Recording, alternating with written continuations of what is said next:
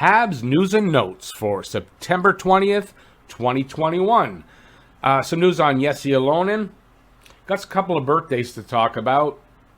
I'm going to tell you who I thought stood out at the first game in the rookie camp. A little Carey Price news about him wanting to stay a Hab for life, and the Jonathan Drouin interview, which is upcoming this afternoon. Hey everybody, I'm Rick. Welcome to Talking Habs, where you get your daily fix of Bleu Blanc Rouge. All right, so we got some news stories, a bunch of different things, and we're going to start right away, and we're going to lead off with Ylonen. Ylonen, if you were wondering, in the first rookie camp game was missing. He was kind of expected to be playing, and he didn't. And the reason is he's unvaxxed at the moment. So he's come over from Finland. He went through quarantine, and he is unvaxxed. Now, no judgment here because it hasn't come out the reason why. And there are reasons why a guy might be unvaxxed at the moment. And we don't know. He could be allergic. He could have medical issues. We don't know. There is a problem, though, with that. And I don't know if he'll be able to play, regardless of the issue, because the NHL has come out with rules on that. And the rules state that you can't be hanging around the team in any way, be close to the players and the management and all that without being vaxxed. That goes for all of the reporters, for anybody that works for the team. And that's just the way it is. So it's not necessarily to blame the Montreal Canadiens here, but it is a rule that has been handed down by the NHL like last month or 2 months ago. So I don't know what the outcome is going to be here with Ylonen. I haven't heard anything today because this news came out yesterday, but I'll keep you informed. But as of now, Ylonen is not able to play hockey. Next up, we got some birthdays to announce. So first up, it is Scotty Bowman yesterday. So I'm filming this on the 20th of September. On the 19th is Scotty Bowman. He turned 78. Wow. Scotty Bowman has an amazing career, had an amazing career as a coach. I've got everything. We're going to go over his stats. And today's birthday is my favorite hockey player of all time. Happy birthday, Guy Lafleur. Guy Lafleur turned 70. Guy Lafleur, for me, the greatest Montreal Canadiens player to ever play the game. It's debatable. Everybody might have a different person. There's a few different guys that you could legitimately say. For me, it's Guy Lafleur. So happy birthday to Scotty Bowman and to Guy Lafleur. Happy birthday, baby. Happy birthday, Scotty and Guy. Yeah, happy birthday. So this is Scotty Bowman's coaching record. He started out with St. Louis in 1967-68 season.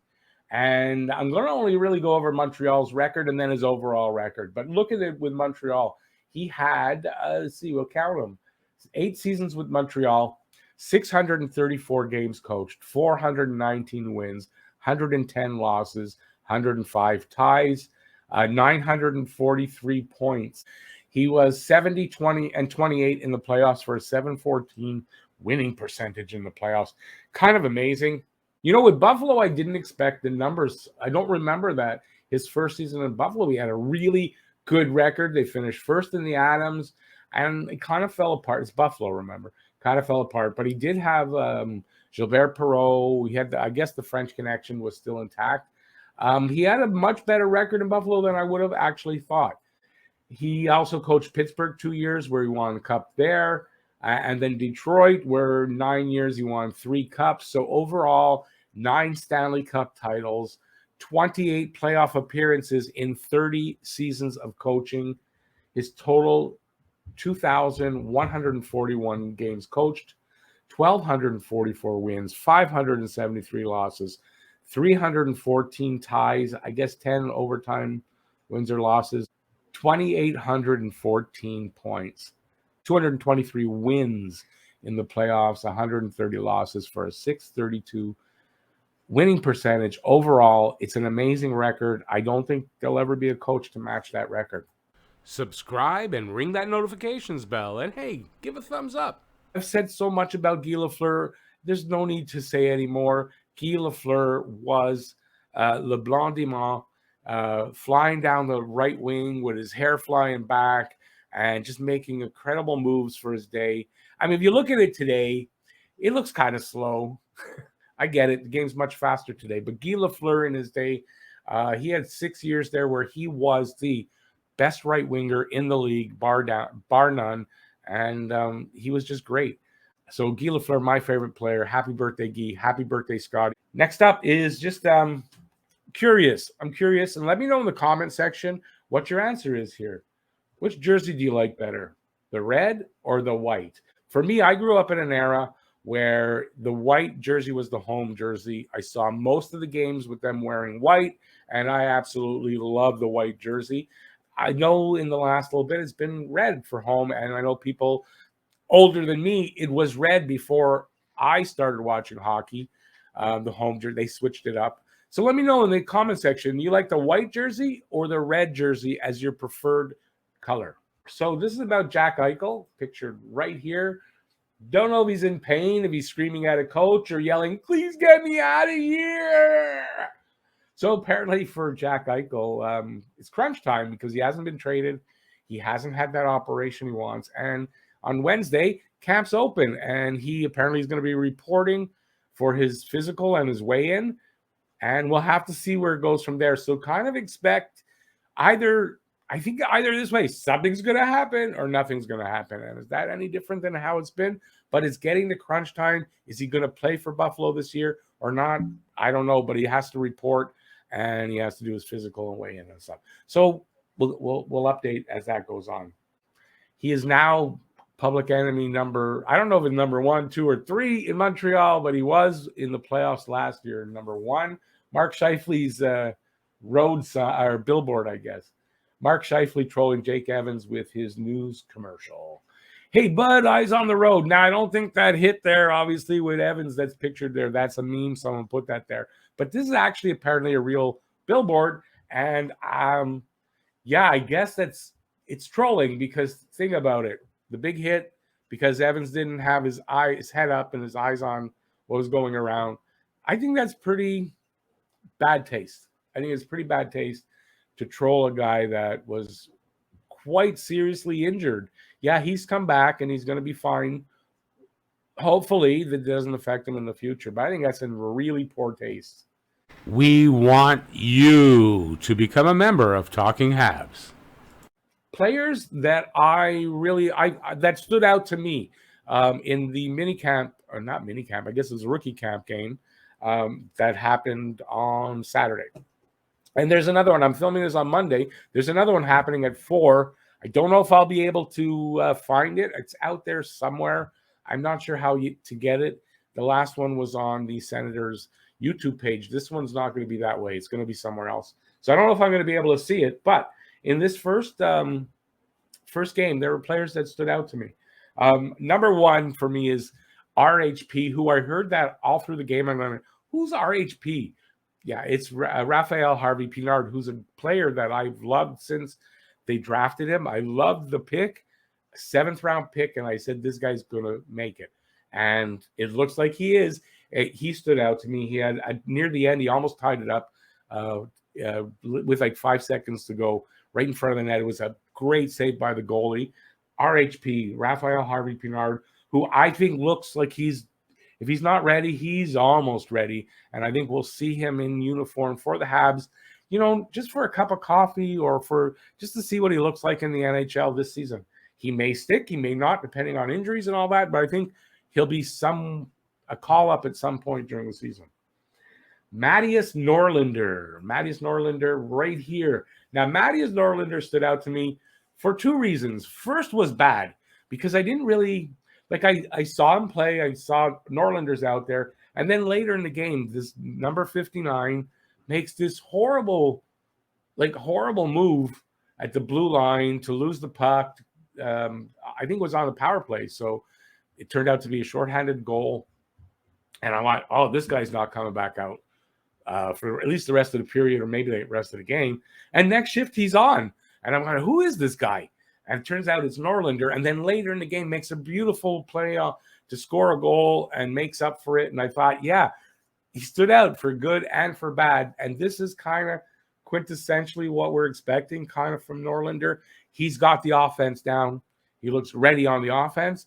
It's the defensive side of the game that I think is going to hold him back this season. I think he should go back to Sweden, but I really thought he stood out, and I like what I see from him, and I think we can expect to see him next season. He could make the NHL team next season or Laval. He just can't go to Laval this season because of his contract with Sweden. So he has to go back there or make the NHL team. I don't think he's ready. I think his defensive side is just not ready yet. Caden Gooley, he looked really good on like both, to me, both ends of the ice. The guy's definitely got the defensive side. He's got offense, and he's kind of the opposite of like Norlinder, where Norlinder seems ready on the offensive side. I think Gooley's ready on the defensive side. I don't know that it's a fully rounded game yet, and I think Gooley will have a really good season in Laval. I don't think he's expected to make the team out of camp, obviously, but I think Gooley will also get kind of a cup of coffee, same as Norlinder. I think all these three guys will get a look sometime this season, so, for a few games. William Trudeau, I believe he's the guy that scored the wraparound goal. I thought he carried the puck well. He was aware, I thought I keep seeing it, puck management. I think he handled the puck well. He handled himself well. There's potential there, and he had that nice wraparound goal. Correct me if I'm wrong that it wasn't Trudeau. I thought it was. Riley Kidney, he looks promising. He looks like a smart player. Handles himself well out there. Yeah, I noticed him. And Jan Mysak looks like he's got good potential. He's a bit on the small side for me in today's NHL, but I think this kid's got good potential and definitely offensively. I don't know how he'll handle that at center, being a little on the small side, and we'll see. But I think Jan Mysak looks pretty good. So these guys stood out to me in the first game, and I don't know. I'm hoping I can see the second game. There'll be different players. It won't be all the same guys. There's guys that I was hoping to see, that Caulfield for one, and I do believe that there is a game against a U.S. team either on Tuesday, because Wednesday their big camp opens up. So that's a game I didn't know about, but I saw it in something I was reading. So we'll see what happens in those games. Carey Price. So he's come out and said that the gist of it is right on the bottom there. And he says it in third person, but I think he's talking about his family. He's the kind of guy that, to me, when he's talking about something like this, I think he would talk that way. So we're thankful to be back here. And if you consider they thought they might be going to Seattle, excuse me. And at the end of the day, we're going to be a Montreal Canadien for the rest of our career. So that's the gist of it, right? He's saying that he wants to be a Montreal Canadien for the rest of his career. So there's all that talk about him wanting to go somewhere else, wanting to win a cup, just go anywhere that he can get the opportunity to win a cup. It doesn't seem like that's what's in his head. It seems like if he's going to win a cup, he's going to do it here in Montreal. That's what he wants to do, and he wants to stay here his whole career. So I think we can really put that question out the window, that whether he's going to get traded or he wants to leave. I don't believe Marc Bergevin will trade him, and clearly he does not want to leave. So there you go. That's Carey Price. I think he wants to be a Hab. I'm glad to see that, and I hope he's rejuvenated with that great performance and that cup run that the team had, and good talent that's here now, and it's looking great. I think it's going to rejuvenate him a little bit for his, the last few years that he is a starter. Subscribe and ring that notifications bell, and hey, give a thumbs up. The Jonathan Drouin interview. So there was a Jonathan Drouin interview announced to be happening today, right at the time when the polls close and we start to be see the results of the election. So I thought that's poorly timed. And then it was canceled. It was canceled with no explanation. They said there was going to be an explanation, and I wasn't able to find when they announced it, if they did. So there was a lot of talk about Jonathan Drouin. He doesn't look good, and he's back on whatever, and he's drinking, and all this speculation about what's been wrong with him, which is totally unfair because nothing's come out. So it turns out that this interview is back on for tonight. And if you are local, because I don't know if you're not locally in Quebec, I don't know where you get it. but it's at 7:30 tonight on RDS. That's the sports station, and it's a half hour later on TVA, which is a local French language station here in Montreal. So there is something that did come out, and I think this is a pre-recorded interview. It makes sense that it is because it's on 2 different times, and this is the only thing I've seen leaked of it. So Drouin reveals that he has been suffering from anxiety and insomnia for years. The week he left the Habs, he had no energy physically or mentally to play hockey. It took him years to finally accept that it's okay to ask for help. Now, I know a lot of you out there are probably going to jump on that and make some fun of Drouin. And, you know, I don't think that's fair because clearly there's a mental issue here. And there's nothing wrong with, look, so many people have mental issues today. I deal with stuff. There's nothing embarrassing about it. There's nothing to be made fun of about it.